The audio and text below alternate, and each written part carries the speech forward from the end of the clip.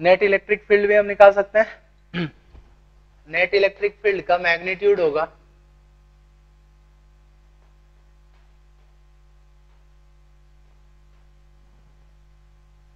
Root of E R square plus E theta square. ठीक है ना, देखो क्या होगा 4 cos square theta plus sine square theta, 1 plus 3 cos square theta. ये रिजल्टेंट इलेक्ट्रिक फील्ड होगा किसी भी पॉइंट। ठीक, और इसकी डायरेक्शन समझना,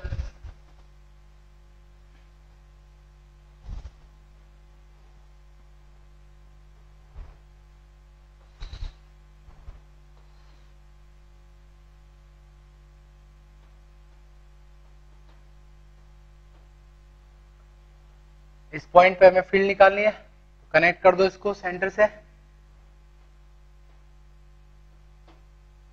यहाँ पे इलेक्ट्रिक फील्ड की डायरेक्शन हमें डिफाइन करनी है। तो देखो इलेक्ट्रिक फील्ड के दो कंपोनेंट है,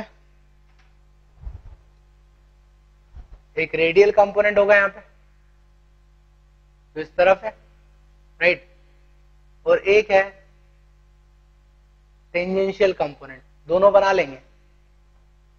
ठीक, ये हो गया ई आर और ये है ई थीटा। तो रिजल्टेंट लेने के लिए वेक्टर सम कर दो दोनों का, इस डायरेक्शन में होगा रिजल्टेंट ई। ठीक है, एक्सिस के साथ जो एंगल बनाएगा वो एंगल निकाला जा सकता है।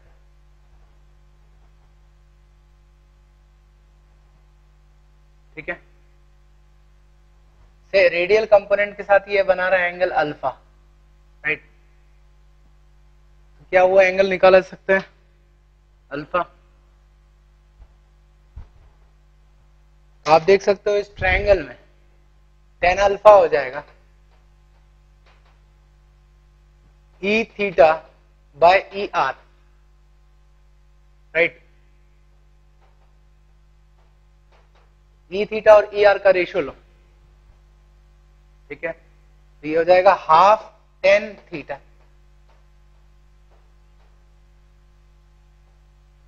तो जो इलेक्ट्रिक फील्ड है वो रेडियल कंपोनेंट से अल्फा एंगल बना रहा है, where tan alpha is half tan theta. तो ये एक्सिस के साथ कितना एंगल बनाएगा वो भी निकाला जा सकता है। तो इस एंगल को मैं बीटा कह रहा हूं। तो ये बीटा इज इक्वल टू क्या होगा बताओ, थीटा तो ये लाइन बना रही, थीटा प्लस अल्फा। ठीक है, beta is equal to theta plus alpha. तो resultant electric field radial direction से अल्फा एंगल बनाएगी और एक्सियल डायरेक्शन से थीटा प्लस अल्फा एंगल बनाएगी। अब कुछ पॉइंट्स पर हम इलेक्ट्रिक फील्ड डिफाइन करते हैं।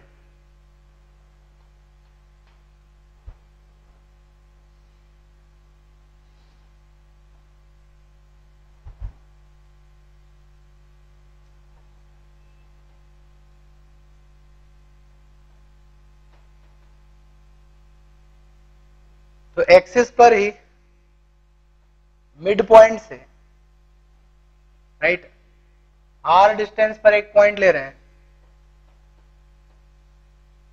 इस पॉइंट पर इलेक्ट्रिक फील्ड कितना होगा और किस डायरेक्शन में होगा वो निकालना है, राइट। ये है पॉइंट पी, थीटा बताओ कितना होगा इसके लिए। तो रेडियल डायरेक्शन यही होगी, रेडियल डायरेक्शन मतलब पॉइंट को सेंटर से जोड़ने वाली लाइन, और एक्सिस भी यही है, मतलब यहां पर थीटा हो जाएगा 0। ठीक है ना, तो एक्सिस पर फील्ड निकाल रहे हैं, electric field on axis, theta 0 degree. तो ई थीटा साइन थीटा पर डिपेंड करता है, तो वो 0 हो जाएगा ई थीटा, और ई आर हो जाएगा 2p cos थीटा 1 हो जाएगा by R cube. E theta 0 हुआ तो net electric field radial component के बराबर ही होगा। ठीक है, तो नेट इलेक्ट्रिक फील्ड की डायरेक्शन रेडियल डायरेक्शन में ही होगी, तो ये होगी रेडियल डायरेक्शन। समझ गए? तो r डिस्टेंस पर एक्सिस पर जो इलेक्ट्रिक फील्ड होगा वो 2p/4πε0r³ के बराबर होगा, ठीक। और डायरेक्शन होगी इसकी एक्सियल। ऐसे ही अब हम निकालेंगे electric field on equatorial line.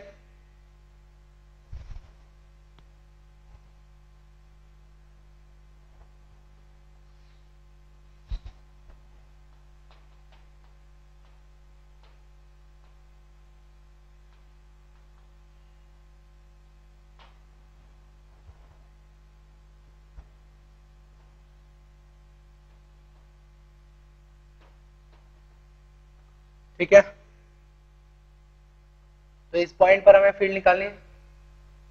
Centre से r डिस्टेंस, ये रेडियल डायरेक्शन होगी और टेंजेंशियल किस तरफ होगी? इसके परपेंडिकुलर डायरेक्शन में, जिस तरफ थीटा बढ़ रहा है। थीटा की वैल्यू यहां पर होगी 90 डिग्री। तो यहां पर रेडियल कंपोनेंट 0 हो जाएगा और टेंजेंशियल कंपोनेंट जो है वो हो जाएगा p/4πε0r³ और net electric field tangential component के बराबर ही होगा। किस तरफ होगा टेंजेंशियल? थीटा है, आर को कांस्टेंट रखते थीटा बढ़ाओ, इस तरफ बढ़ेगा। ये होगी इलेक्ट्रिक फील्ड की डायरेक्शन, ठीक है। तो डायपोल के पैरेलल ही होगा इलेक्ट्रिक फील्ड। अब एक बात समझो, एक्सिस पर और डायपोल, एक्सिस पर और इक्वेटर पर सेम डिस्टेंस पर अगर पॉइंट्स लोगे तो एक्सिस पर इलेक्ट्रिक फील्ड डबल आ रहा है to the electric field on equator. Same distance पर एक्सिस पर इलेक्ट्रिक फील्ड डबल होगा in comparison to electric field at equatorial line.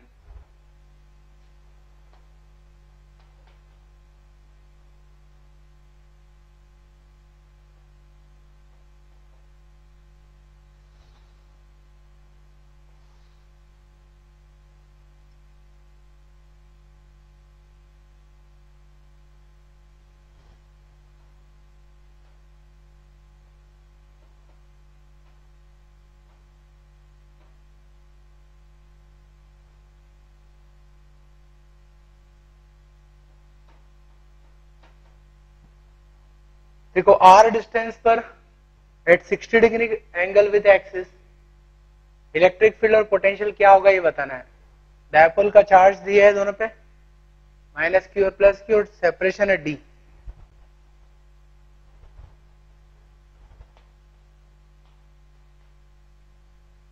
तो potential is p cos theta by 4πε0r³। 60 degree angle, cos 60 is half,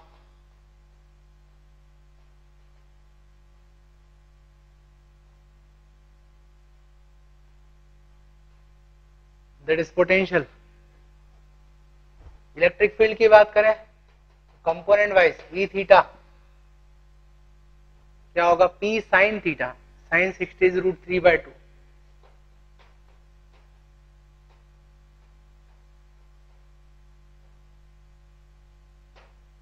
और ऐसे ही radial component होगा, that is 2p cos theta. cos theta is half, ठीक है।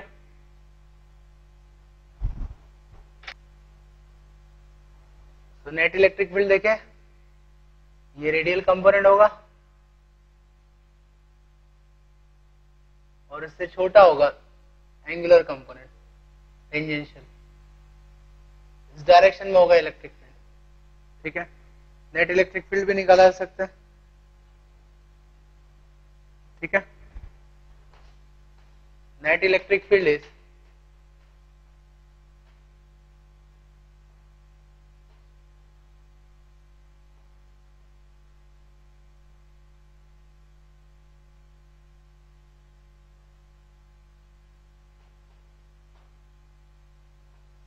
ठीक है, that is net electric field.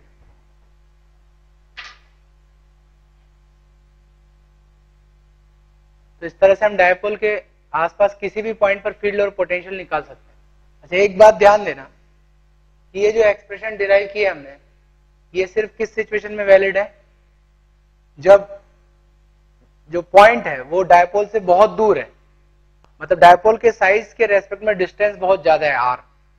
अगर आसपास है कहीं पॉइंट, तो उस केस में आप इस तरह का अप्रोक्सीमेशन नहीं ले सकते हैं।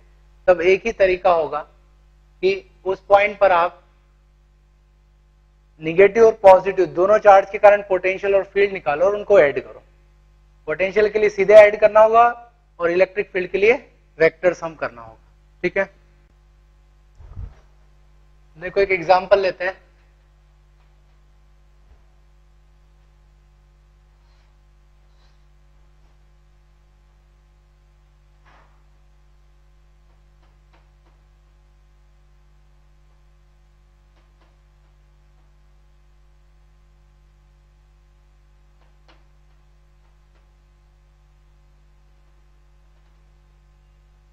ये 3 चार्ज का सिस्टम है, एक लाइन पर है +2q और -q d डिस्टेंस पर, और उसके परपेंडिकुलर 2d डिस्टेंस पर है -q चार्ज, राइट। इस सिस्टम का डायपोल मोमेंट बताना है और उसकी डायरेक्शन बताना है क्या होगी। Find out dipole moment of given system. Dipole कैसे निकाल लेंगे, या तो 3 चार्ज है, डायपोल तो 2 चार्ज से बनता है, राइट। बट आप समझो कि जो +2q है इसको मैं 2 पार्ट में डिवाइड कर सकता हूं, ठीक है, each having charge +q, right. 2 charge हो गए +q और +q। एक +q इस -q के साथ डायपोल बनाएगा और दूसरा इस -q के साथ डायपोल बनाएगा, मतलब यहां पर 2 डायपोल हो गए, राइट। इसके बीच की सेपरेशन 2d, इधर d। इस डायपोल को मैं 1 कह रहा हूं और ये है डायपोल 2, राइट। जो डायपोल 1 है इसके डायपोल मोमेंट की डायरेक्शन इस तरफ होगी और इसका मैग्नीट्यूड कितना हुआ डायपोल का, q इंटू 2d। और जो सेकंड डायपोल है इसकी डायरेक्शन होगी माइनस से प्लस, मतलब इस तरफ, और इसका डायपोल मोमेंट होगा qd, राइट। तो 2 डायपोल है, दोनों की डायरेक्शन पता है, म्यूचुअली परपेंडिकुलर, और आपको उनके मैग्नीट्यूड भी पता है। तो रिजल्टेंट क्या होगा, तो रिजल्टेंट डायपोल मोमेंट जो है वेक्टर सम करेंगे हम, राइट। ये एक डायपोल है और ये दूसरा,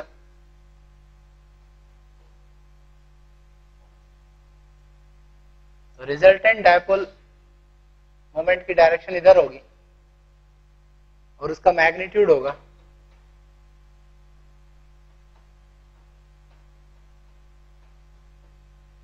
qd इंटू √5, ठीक है। इन दोनों का रिजल्टेंट निकाल लें।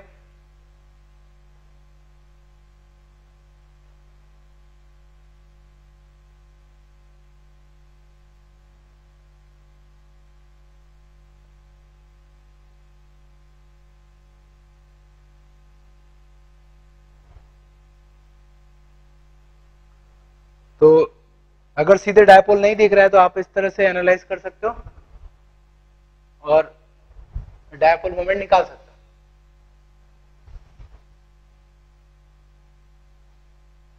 इनफैक्ट इसी तरह का एग्जाम्पल था H2O मॉलिक्यूल का, ठीक है ना। अब उसमें भी 3 चार्ज हैं, 2 तो प्लस और 1 माइनस, राइट। बट ये निगेटिव चार्ज जो है इन दोनों चार्ज से डबल, राइट। उसके 2 पार्ट कर लिए, तो एक पार्ट जो है इस तरफ डायपोल बनाएगा और एक पार्ट इस तरफ। ये डायपोल मोमेंट की डायरेक्शन होगी माइनस से प्लस, तो रिजल्टेंट इस तरफ होगा, ठीक है ना। तो इस तरह से मॉलिक्यूल्स में हम डायपोल मोमेंट निकाल सकते हैं।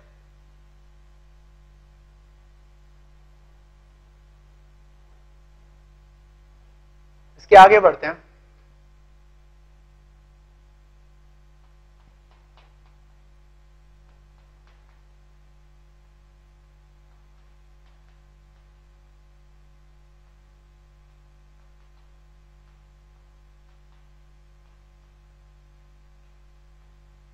इलेक्ट्रिक डायपोल को हमने यूनिफॉर्म इलेक्ट्रिक फील्ड में रख दिया, ठीक है। तो उस पर फोर्स कितना लगेगा, टॉर्क कितना लगेगा, उसकी पोटेंशियल एनर्जी वगैरह, ये सब चीजें हम डिफाइन करेंगे।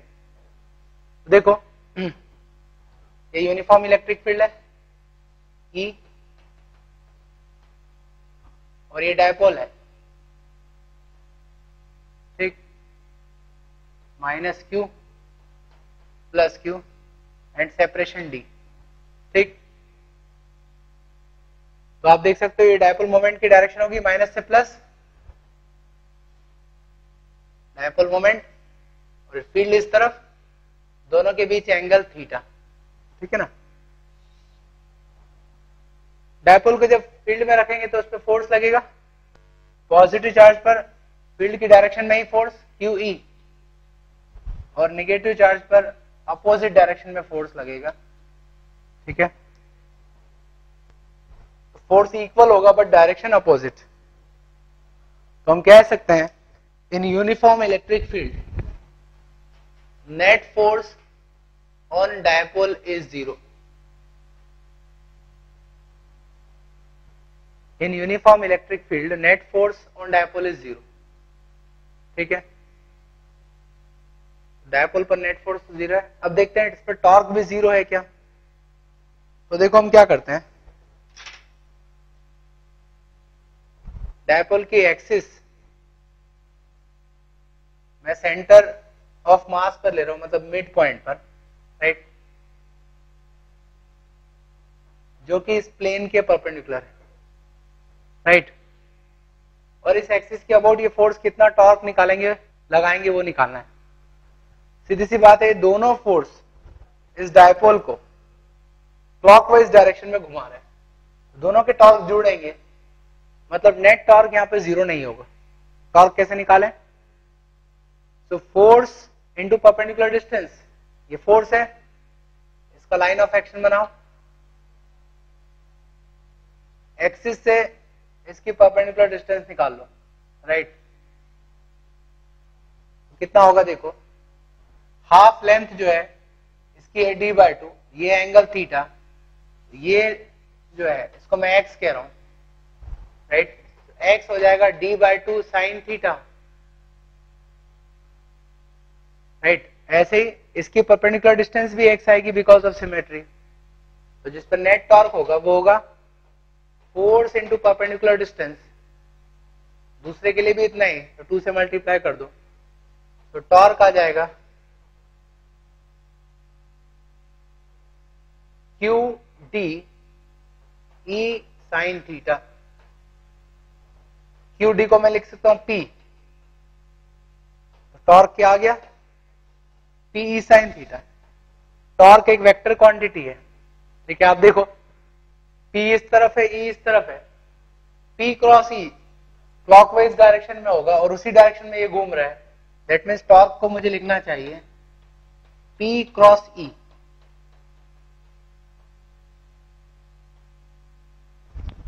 ठीक है।